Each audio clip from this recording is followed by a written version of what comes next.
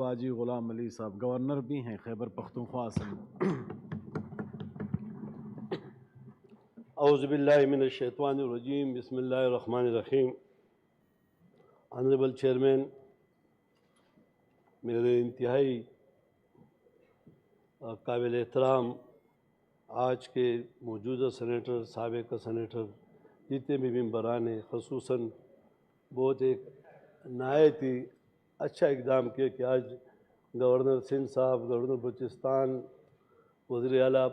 سندھ میں خیبر پختونخوا باقی دیگر جو لوگ آئے ہیں، اس پر میں آپ کا شکریہ ادا کرتا ہوں۔ اور یہ حقیقت ہے کہ 50 سال پورے ہو رہے ہیں اور آپ نے ایک انتہائی اہم اقدام کیا۔ اس پر میں پورے اپنے صوبے کی طرف سے آپ کو اور سینٹ کے دیگر اراکین کو خراج تحسین پیش کرتا ہوں۔ میرے دوستوں نے تفصیل سے اپنی بات کی۔ یہ حقیقت ہے کہ سینٹ آف پاکستان چاروں صوبوں کا 4 پلڑے ہیں اور وزن برابر ہے، اور یہی وجہ ہے کہ جس طرح یہاں پر بات ہوئی سن 73 کی آئین کی، تو میں خود اپنی جانب سے بھی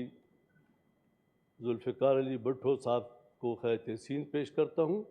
لیکن آئین بنانے والوں میں مولانا مفتی محمود صاحب اور اسی طرح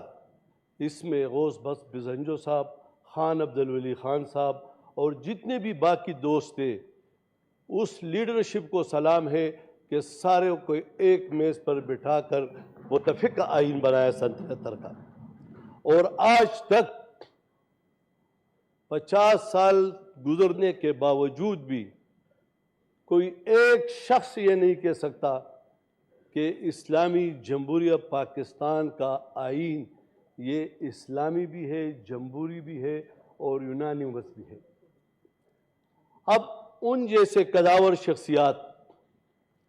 جنہوں نے چاروں صوبوں کو یکجا رکھ کر ان حالات میں، مجھے آج بھی معلوم ہے کہ میں بالکل ایک نوجوان قصہ خانی بازار کے سڑکوں پہ جا رہا تھا اور آئین بننے کی خوشی میں تعطیل دی گئی، چھٹی دی گئی۔ ہم اس چھٹی کی خوشی منا رہے تھے کہ آج پاکستان کے لیے آئین بنا ہے، اور اب یہ ہماری رسپانسبلٹی ہے۔ موجودہ جو مشکلات ہیں چاروں صوبوں کے، وفاق کے، یہ مشکلات قیامت تک آتی رہیں گی، اور اس میں خاتمہ بھی کیا جائے گا جب سٹرگل ہو، ویژن ہو، سوچ ہو۔ میں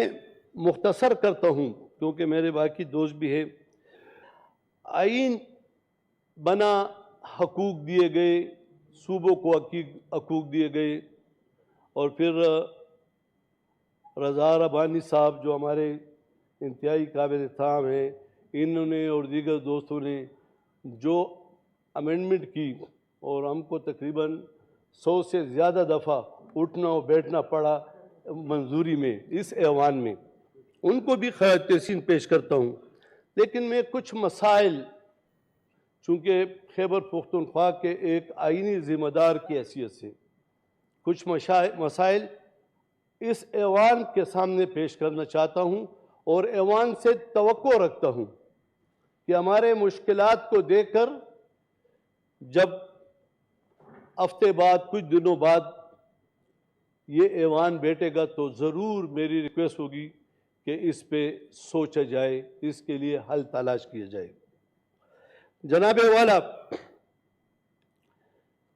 ہمارے ہاں قبائلی علاقہ جات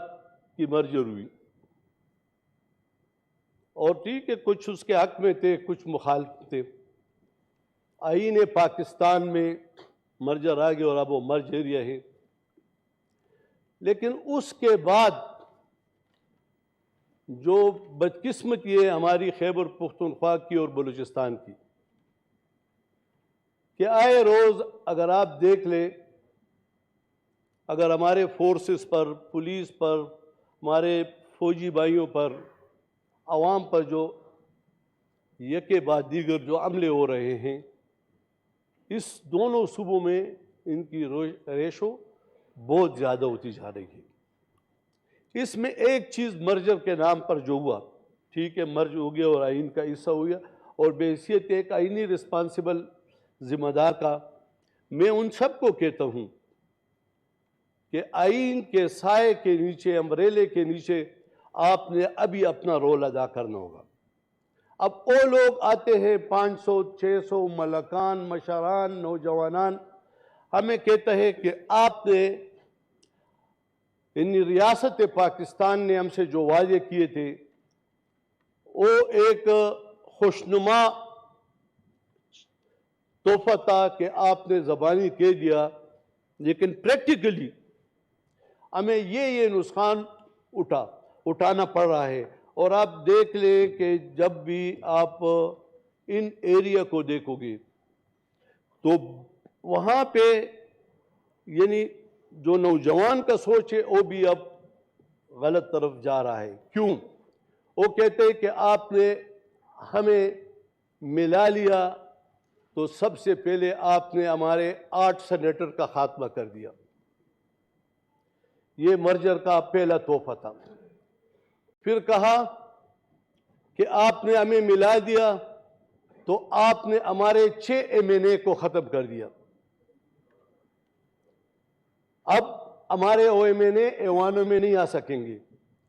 آپ نے ریاست میں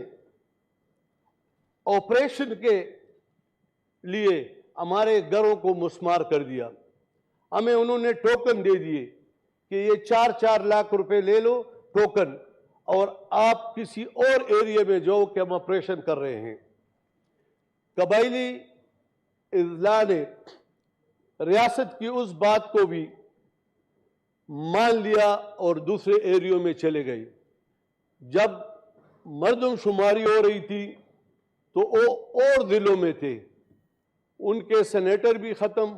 ان کے 6 MNA بھی ختم، اور اسی طرح ان کے MPA پر بھی اثر پڑا۔ اب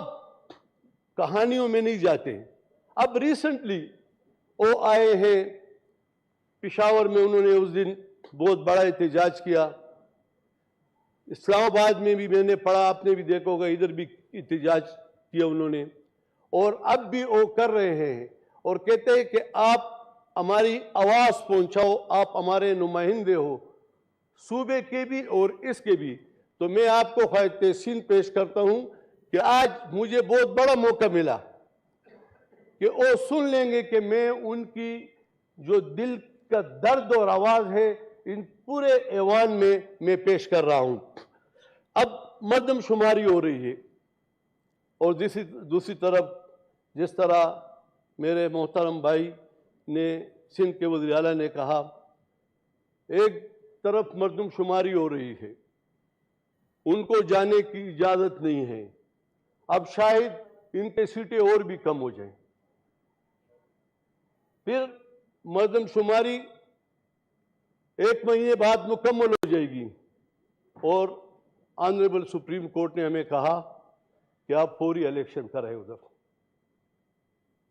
اب جب ہم الیکشن کراتے ہیں ادھر تو آپ دیکھ لیں کہ وہ لوگ کہتے ہیں کہ ہماری سیٹیں کم ہوئی ہیں، اور میں بار بار ان کو کہہ رہا ہوں، الیکشن کمیشن کو کہہ رہا ہوں کہ یہ احتجاج ہے، ہم نے پرامن الیکشن کرانے ہیں۔ الیکشن اس ریاست کے دستور کا مطالبہ ہے کہ یہ ہوں گے، لیکن اگر 1 مہینے بعد مردم شماری ہو جائے اور اس کے 1 مہینے بعد حلقہ بندی ہو جائے، اور جب ہم قومی اسمبلی کے الیکشن کریں گے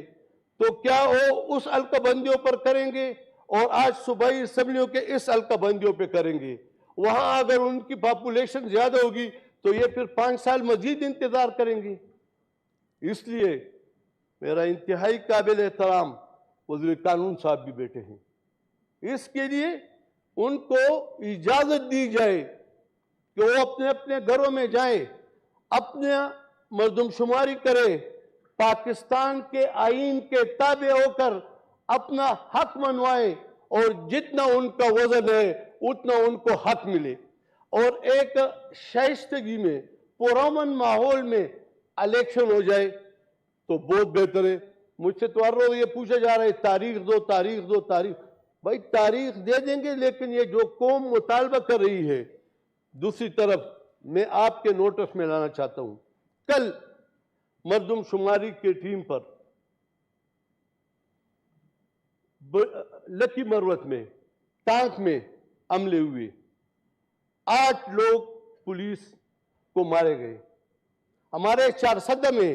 ڈی پی او ضلع کا سب سے بڑا پولیس افسر ہوتا ہے، اس پر حملہ ہوا، 3 لوگ اس میں زخمی ہوئے۔ اب اگر ہم کہتے ہیں کہ یہ حالات ہے، اس حالات کو درست کیا جائے، اور پھر اگر صوبائی حکومت مجھے تحریری طور پر کہہ رہے ہیں کہ بھائی الیکشن میں یہ چیزیں ہمیں ریکوائرمنٹ ہے، ہم الیکشن کے لیے تیار ہیں، تو کہتے تم تاریخ دو، ہم جانے اور کام جانے، تو ٹھیک ہے۔ اگر ہم اس طرح جلدی میں یہ سب کچھ کریں گے، اور قبائلی عوام نے یہ کہہ رکھا ہے اگر آپ ہمارا مطالبہ نہیں مانو گے تو میں پاکستان کے اس سب سے بڑے ایوان میں ان کو آگاہ کرنا چاہتا ہوں کہ انہوں نے کہا کہ ہم کسی کو بھی الیکشن کے لیے نہیں چھوڑیں گے۔ یہ بغاوت ہے، یہ ریاست کے خلاف ایک نئے جنگ کا آغاز ہے۔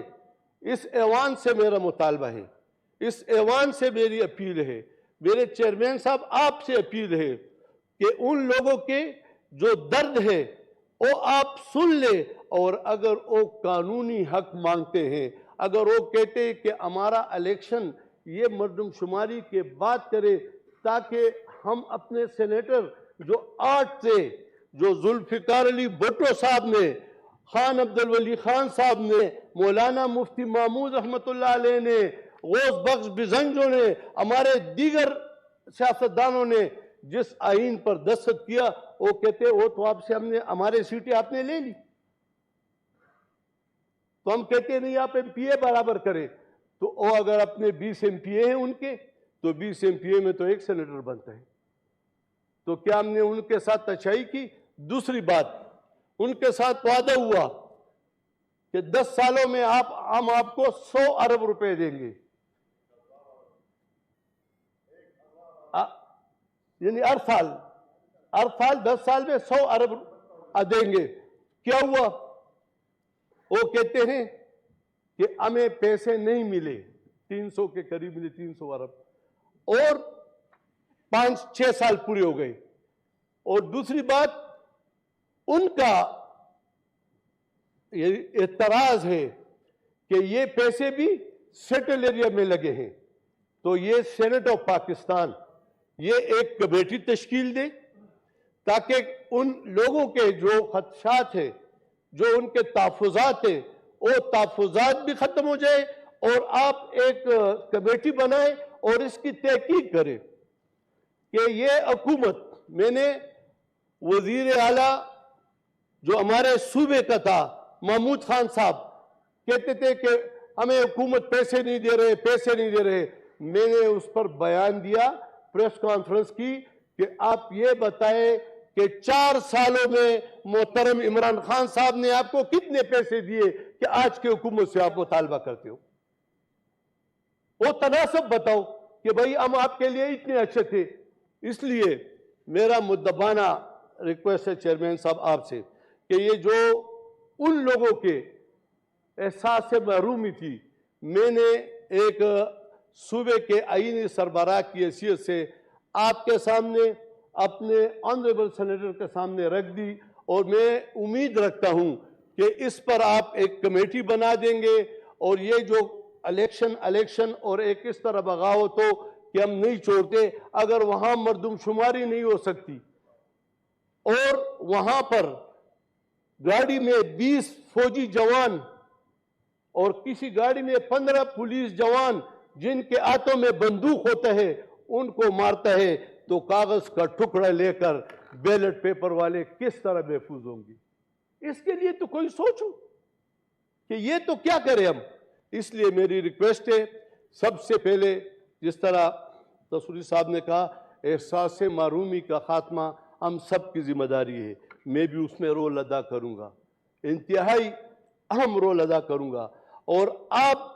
اور اس سینٹ پاکستان سے میری اپیل ہے کہ ان کے احساس محرومی، ان کے لیے جو سیٹیں ختم ہو گئی مردم شماری میں،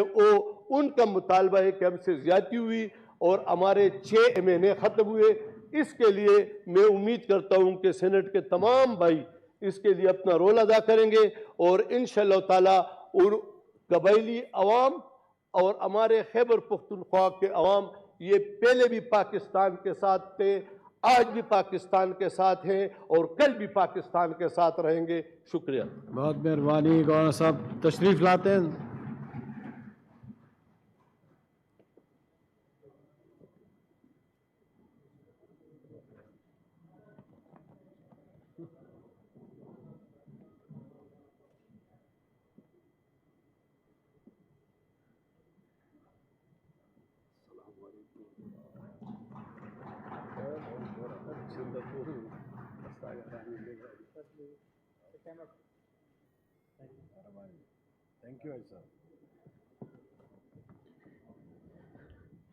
اب میں گزارش کرتا ہوں سردار صاحب سے، وزیر اعظم آزاد کشمیر سے، کہ وہ اپنے خیالات کا اظہار کریں گے۔ سردار تنویر الیاس صاحب۔ بسم اللہ الرحمن الرحیم، الحمدللہ رب العالمین والصلاة والسلام علی سید المرسلین۔ انتہائی قابل احترام چیئرمین سینٹ صادق سنجرانی صاحب، یہاں پہ موجود سابق جتنے بھی چیئرمین سینٹ رہے، موجودہ سینیٹر صاحبان، گورنر، ہمارے صوبوں کے وزراء اعلیٰ، اسپیکر قومی اسمبلی اور جتنے بھی ہمارے ملک کی جیت قیادت ہے اس وقت اس صاحبان بالا میں موجود ہے، اور یہاں پہ موجود عام پاکستانی اور میڈیا کے جتنے بھی لوگ ہیں، السلام علیکم۔ جناب چیئرمین صاحب، میں سب سے پہلے گزارش کروں گا کہ میرے ساتھ جو لوگ درود ابراہیم میں شامل ہونا چاہیں، اللہم صلی علی محمد وعلی آل محمد کما صلیت علی ابراہیم وعلی آل ابراہیم انکا حمید مجید، اللہم بارک علی محمد وعلی آل محمد کما بارکت علی ابراہیم وعلی آل